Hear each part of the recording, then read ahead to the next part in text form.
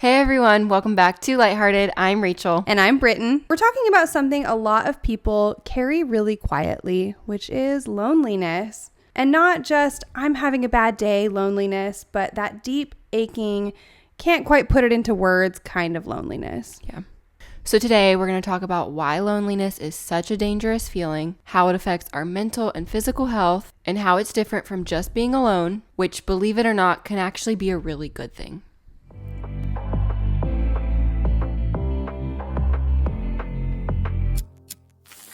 Being alone and feeling lonely are not the same thing. No, they're not. So I feel like being alone is often a chosen thing, right? Like it's finding some solitude. It's looking for some stillness in our lives. It's taking like a time out or just creating some space when you need to. But it's a chosen thing. Yeah. Where being lonely, I see that as emotional disconnection, like pulling away from everything, even when you're surrounded by people. You just are like you just feel lonely, like deep inside, you just feel lonely. Yeah. So you can be alone and feel totally content, and you can be in a room filled with people and feel completely unseen. Yeah. Yeah. Now we have some questions that you guys can answer, and we'll answer a few of these as well. When was the last time you were alone and felt peace? Yeah, it took me a long time to realize that I'm somebody who recharges alone. Like I do not thrive when I'm just around people constantly. I need to take time for myself. And so I'm lucky because like my husband knows that. I think he's kind of the same way too. So he can like recognize that and respect that. And so he's really good at making sure I get some alone time. I get some space. I get to recharge quietly. So I'd say like, if not every day, most days I get some alone time so that I can recharge in peace. Yeah. What about you? I'm the same way. Yeah. I like my alone time. A few days ago, I got some alone time in my room, kind of like accidentally. I was supposed to be visiting with family, but I needed to be inside because I was supposed to get a phone call. And so if I was outside, I wouldn't have had service. So I kind of was forced to just stay inside while everyone else was outside. Forced, I use that term very lightly because I was very willing to do that. And so I just got to like lay in my bed and watch YouTube and wait for my phone call. And it was really nice to just It's the best. be in peace. It is kind of nice too. I think, this might be a total tangent, but I think that sometimes there's guilt associated with being alone. Yep.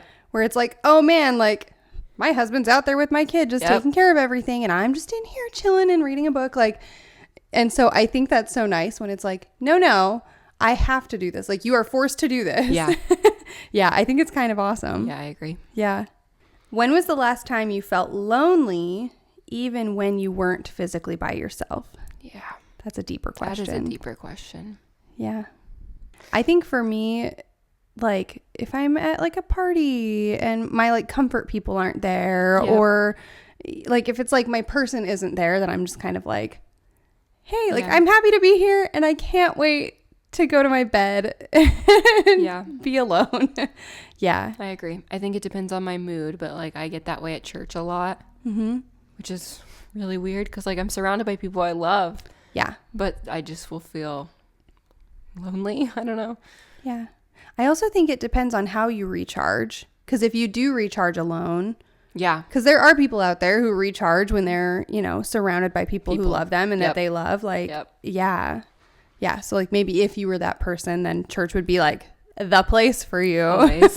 Yeah. Where you're like, I'm just feeling alive right now. So it's probably like depending on how much time I got to recharge during the week.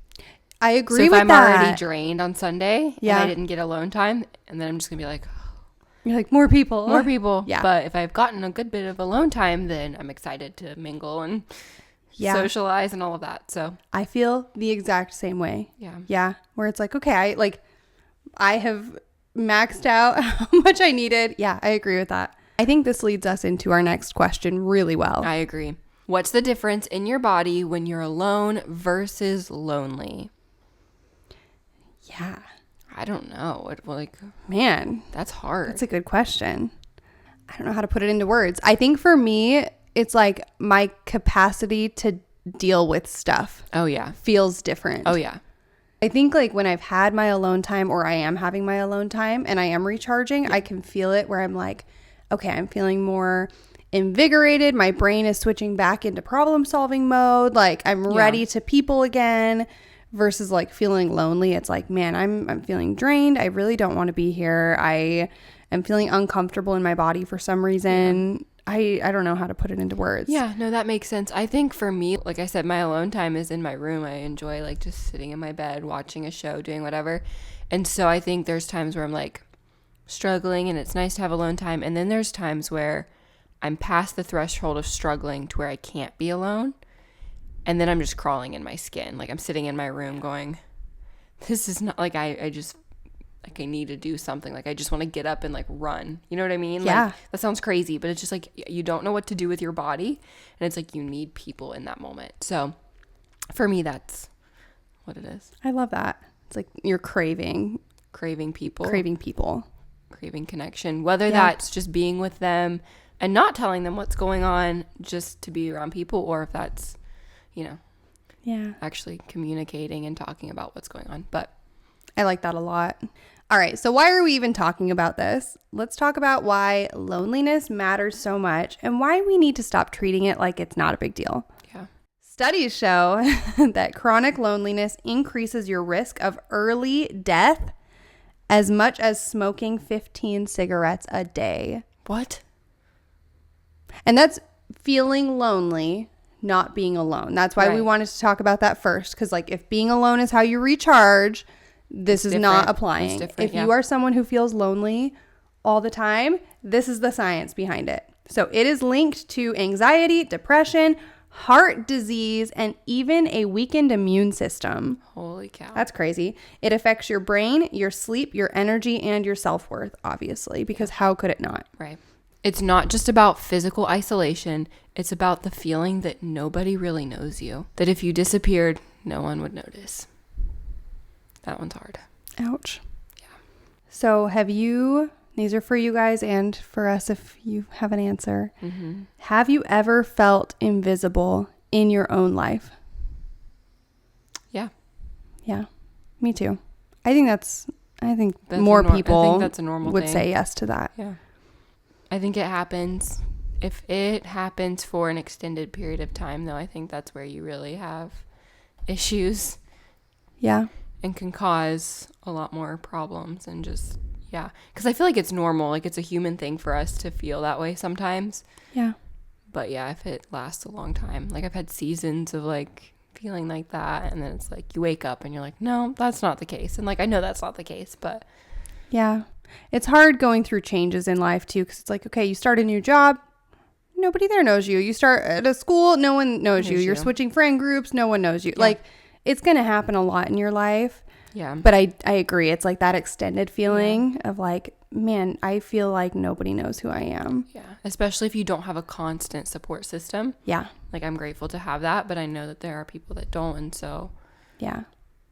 Yeah. It's like you need a home base to be like, but this person does. That's why it's important to find your people. And yeah. Yeah. I love that. I think there's a book about that. Finding Your People by Jenny Allen. Yeah. We'll link that below. We'll link it. It's a good one. Jenny Allen is really cool. She is. Yeah, she has lots of good stuff to say. Our next question is, what happens when we don't feel emotionally safe enough to say, I'm lonely out loud? Yeah, I think it just stays. It makes you more lonely. Yeah, like if you feel like you have not one single person that you can say that to. Yeah. Yeah. Dang. That's hard. I hate that. Yeah, that's so hard. Yeah. I don't even know what to say to that. Yeah, I'm like, I think if that's where you're at, yeah, you know, I think that would be a good time to maybe seek like therapy or counseling. Somebody who like, this is going to sound so bad, but like you can pay them to care about your feelings. Do you know what I mean? Yeah. Like, and I know that doesn't sound awesome, but like if you feel like nobody cares, like you can get somebody who cares. Yeah. So I would say start there and then like start trying to build a few relationships. Yeah. Yeah. Find your people. Find your people. It's so hard. Yeah. Yeah. And I think like feeling lonely is just like loneliness. It's so isolating. Yeah. It feels like there's nowhere to go. Like, yeah, you have no options. Okay. So maybe we can talk about where loneliness comes from. Yeah. Sometimes loneliness sneaks in when our lives look full on the outside, but inside we're on emotional autopilot. Yeah. I think that's interesting. There's a saying where everyone just says like, it's lonely at the top. Yeah. And I kind of think that's what happens because like the people who are just on top of the world, like they look like their life is just amazing. And I wonder how many of them are just super lonely. Lonely, yeah. Yeah. So I would love to just kind of talk about like where our loneliness has come from. Yeah. So for me, I feel like anytime I go through anything big, so like any losses that I've had, any grief that I'm going through, I am somebody who disconnects. Okay. I think because I recharge by myself, my brain is like, ooh, let's do what usually works for us. That makes sense. Right? Where I'm like, if I just had a tough day, like me being alone is great. Yep. But I think if we're going through like something more major, I don't know if that's the way to go. No, I think that's kind of like what I was saying earlier, just like the difference of being in my room and being alone and needing to recharge, and the difference of like, holy cow, I can't handle this. Like, I need people. Yeah. So I am someone that like, if it's a rough season, like going through grief or something really hard, like I know that I need people. Yeah. And so I try and seek that out. But being a socially awkward person and just like, I don't love bugging people too. So then that plays into it a lot. And I'm just like, oh, I don't want to bother anyone with my problems. But I have learned that like, that is what I need to do. And the sooner I seek that out, the better it's going to be. So I admire that because my brain like has not connected that yet. That it's like, oh, we're going through something major. Maybe we should like even have a friend. Even if someone doesn't even answer you right away, like just getting it off your chest and like letting someone else know is so helpful. Yeah. Like even a few weeks ago, I found out some really rough news and I instantly got on my phone and just texted Britton. Yeah. And like she didn't see it till the next day, which was fine. Like I didn't need her to see it. I just needed to text that you out. knew that I knew. Yeah. Like I immediately just was like, okay, here it is. Like this is what's going on. I'm done. And I'm good. And that helped so much. So I need to take a page out of your book. Mm-hmm. Yeah. Cause I often just like revert to what I know works for me. And then I'm like, this isn't helping. Yeah. And then just like not wanting to bother people. Yeah. So I never want to bother people. And like it was late at night and I'm like, I'm glad. See, but like I was so glad that when I woke up, I was like, oh man, holy crap. Like I hope Rachel's okay. Yeah. And then I texted you back. And that's why I'm doing that now, is because I'm realizing that like if I was the other person and someone texts me, especially late at night, I'm going to feel so honored that they felt comfortable enough to do that. Yes. Yeah. And like, I wasn't like, I can't believe she texted me late at night with her problems. Like I was so thankful that you clued me in onto what was going on and like how you might be feeling about it. Right. Yeah. I need to just copy you and do that. I think another kind of group of things that can cause some loneliness, it's, moving to a new place. It's becoming a new parent. That was a really big one for me. Yeah. Changing jobs, going through a difficult illness, things like that kind of like force some kind of isolation. Yeah. I think those are some other really big ones that are really hard. Yeah, for sure. I feel like that one makes me think a lot of 2020 and the pandemic and like everyone's kind of forced isolation. Yes. And like how hard that was on so many people because it was such a drastic change so quickly. Yeah. And like a lot of people lost their outlet of like what they do. Like if your job is, you know what I mean, so important to you, or like you're just used to being in a routine, like I know that affected so many people, along with the fact that like there was great loss in it. Like we were going through a pandemic, like people were dying. There was a lot of grief involved. And so that was just a lot all at once for so many people. Yeah. So if it's like, okay, you're going through losses and grief anyway, and then you're missing out on like your social connection that you would normally rely on to work through those things. Yeah. It's hard. And I think there's something to going through things together that's so beneficial because you don't feel necessarily alone in it because everyone's going through it. But that's also another thing that was like really hard too. It was like, it's not like I was walking through this really hard season or, you were walking through this really hard season. And then there was these people like, you're going to make it through. It's okay. It was like, we are all literally, we're all home. We're all walking through this. Yeah. And we don't know how long it's going to last. We don't know, what's going to happen. And so Yeah. I think that was really hard for. It was isolating in the weirdest way. Yeah, it was. Yeah. Yeah. So I agree with you though, where it's like, okay, what happens when we're all dealing with the same thing? Yeah, it was really weird. Yeah, that is weird. I think to that point too, I feel like social media has really just blown up in the last 5 to 10 years, where it's like everyone uses social media now. Yeah. But I think the danger with that one is it creates connection without creating any closeness. Yep. And I think for some people it creates more closeness. Like, this isn't just a blanket statement, but I think on the whole, yeah, it's like we're all just strangers on the internet at this point, you know? It's like we don't feel personal connections and in-person connections as much because we're like, oh, but we're getting it. Yeah. Yeah, it's like 1,000 people liked my Instagram, so... Yeah. Yeah, I think it just creates a false closeness that I agree. Makes us think that we have lots of friends or we have tons of people to reach out to when that's not true. For sure. Yeah. And our last one here is that the fear of being vulnerable keeps us from reaching out. I feel that one so big. Yeah. I think sometimes we isolate ourselves because we've been hurt or because we're afraid to reach out. Yeah. We start thinking it's safer to be alone than to risk being let down or sharing with other people or, you know, insert whatever other issue here. Yeah. So yeah, I think we often choose loneliness over sharing. We do. Yeah, it's hard. All right, so some questions to be thinking about, questions we can answer if we want to. What role has fear played in your loneliness in your life? Wow. Yeah, that's a tough one. That one stings a little bit. If I'm being honest, I feel like fear plays the biggest role in my loneliness. So, yeah. Because it's just, I don't know, sometimes it's easier to choose the thing that's going to make us suffer. Because we're scared of being vulnerable. We're scared of healing. Sometimes we like to wallow. Sometimes we like to be in the hard season. Like, that doesn't make sense. It doesn't make sense that we feel like that, but it makes sense that we do that. Yeah. I feel like we have all done that at some point. Yeah. We just want to, we'd rather stay in the hole because it looks too scary to climb out. I agree. Or like we talked about being too comfortable in our last episode, right? And I think sometimes, like, okay, I'm going to pull in a different example to make this point. I loved having the world's busiest calendar so that I could be like, oh, I'm just so busy.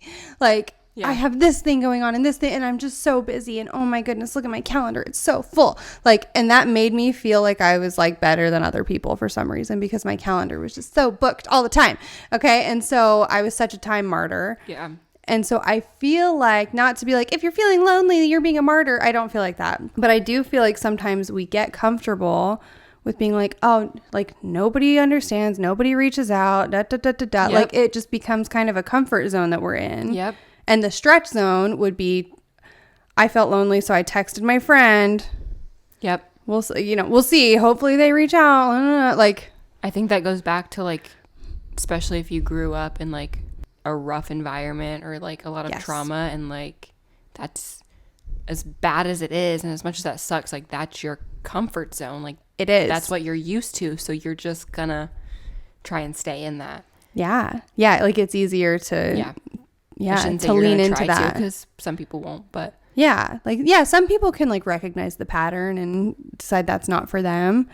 But yeah, I agree. I think if you grow up with that, totally. That's why a lot of things happen in generations the way they do, just because that's how you grew up, and so that's just how you're gonna keep going. Yeah, I agree. But like if you can be the one to like notice that pattern, so if you are somebody who had parents who like maybe kind of leaned into the, you know, like nobody cares, we have to just do it ourselves, blah blah blah blah blah, maybe you're somebody who can be like, you know what, maybe they felt like nobody cared, but I have one person who cares. Yeah. Or like I have this person that I can reach out to. So like maybe start questioning the thoughts in your head, because you don't have to believe everything that you think. Yeah. Our next question is, are there people around you who want to connect but maybe don't know how to reach you? I like that one. I think sometimes when, not to say complaining shouldn't happen, because I think there's a time and place. I think you have to be careful what you say, Because if I were here and I was like, nobody's there for me and nobody cares about me and blah, blah, blah, blah, blah. And you're sitting right there listening to that. Yeah. You're going to be like, oh, really? Like nobody cares about you. And I'm sitting right here. Yeah. Like you want to say no one cares. Yeah. And so I think you kind of have to be careful, like the things that you choose to complain about, especially with other people. I agree. Because you could be shutting people down before they even have a chance to like do what they wanted to do for you. Yeah. Because maybe they need connection just as much as you do. Totally. Most likely they do. And so. Totally. Yeah. Our final one for this portion is, when did you start believing that loneliness was something you just had to live with? Like, nah, this is just who I am. I'm just a lonely person. Yeah. So when did you just decide that that was it for you? Yeah. And if that's not you, that's good. We love that. But if that is you, if you're just feeling lonely, what was the deciding factor for you? I think if we're honest with ourselves, we can tell when we're getting back into that really dark, that really ugly, lonely place. Yeah. I think we can feel that. So what can we do when we feel it coming? Because can you tell? I can tell when I'm starting to get back there. Yeah, for sure. Okay. So what do we do? Or when we notice ourselves or someone we love getting into the thick of it, what do we do? How do we help? So hard. Yeah. I know last season we talked about creating a list and keeping it somewhere accessible. So that way when your brain slips into survival mode, you don't have to think about it. You can just do it. I love that. Yeah. I love that so much. So important. Yeah, that's so good. So that would look like call a friend you haven't talked to in a while. Yeah. Join something that brings you around people, even if it's awkward at first. Totally. Be the one who initiates something. Yeah. That's a tough one. Go to therapy or a support group. Practice saying out loud, I'm feeling really lonely. Yeah. Say it. And our last one is intentional solitude. Find peace being alone instead of fearing it. I like that. Yeah. I think for me that looks like doing an activity that I like when I'm feeling lonely. Yeah. Or I don't know, like documenting it in some way. Mm-hmm. That's my biggest thing when I'm feeling lonely. Yeah. I didn't think about that until you just said that. But I have so many videos or just like journal note, like photos with notes on them. And that's just what I do to like vent when I'm feeling lonely. I love that though. I love that because that's so healthy. It is. It is very healthy. And then I can go back later and look at all of it and you can see the growth in it. And it's super, super cool. I really like that. Yeah. So I love doing that. Do you ever feel, and you don't have to include this, but do you ever feel silly like looking back and being like, man, I was having a bad day because of that? Yes. 100%. I felt lonely because of that. You know how many crying photos I have with notes on them? And I'm like, girl. I love that. But it's okay because her heart was hurting in that moment. And Yes. that was too big for her at that point. And so just being okay with that. And so. And instead of like hurting other people because you were hurting. Yeah. You chose to isolate and feel a little lonely. And yeah. I think sometimes it's good. And sometimes you need to reach out to people. But yeah, I really like that. yeah. So I'll do that. And then like prayer journaling is a big one too. Because then I can look back on my prayers and like read them and be like, holy cow, that's crazy. Yeah. Like how many of those have happened? Right. Yeah. I love it. Super cool. All right. So loneliness does not mean something is wrong with you. It means you're wired for connection, just like all humans are. And that need isn't being met in some way. Yeah. So that is a human thing. It's not a shameful thing. Not at all. And when we start being honest about our loneliness, we're giving other people permission to do the same. Yeah. I think we keep kind of visiting that same point, but like that is kind of the whole purpose of like, that was kind of our whole reason for starting a podcast. Right. Was we were like, we need to talk about these things because it lets other people talk about them too. Do you know how many comments we've gotten where it's like, oh man, I went through this same thing and it sucked, or like, this really resonates with me. I love it. Yeah. Yeah. So it's okay to share and it's good to share. All right. So these are our final little questions here. So I want you guys to think of one person that you have been wanting to reach out to, even if it might be a little bit awkward at first. So who is somebody you can reach out to this week? What's one small way you can let someone in today? And how can you reframe being alone into something that heals rather than hurts you? Yeah. If you're listening right now and feeling lonely, we want to say that we see you. You're not broken. You're not forgotten. You're not the only one. There's someone out there who's feeling exactly like you do. The more we talk about this, the more we open the door to healing for all of us. Take one small step, say something honest, and if you don't know who to say it to, you can say it to us. Yeah. Thank you so much for joining us today. If you're enjoying Lighthearted, don't forget to subscribe and leave us a review. It really helps us reach more people who need a little more light in their lives. And make sure you join us over on Instagram at LightHeartedPod for fun episode information and behind the scenes content. We would also love to have you guys join us over on TikTok. We're always doing weird things over there. And we also have merch, so go check that out. Everything we just talked about will be linked below in our show notes. Stay lighthearted.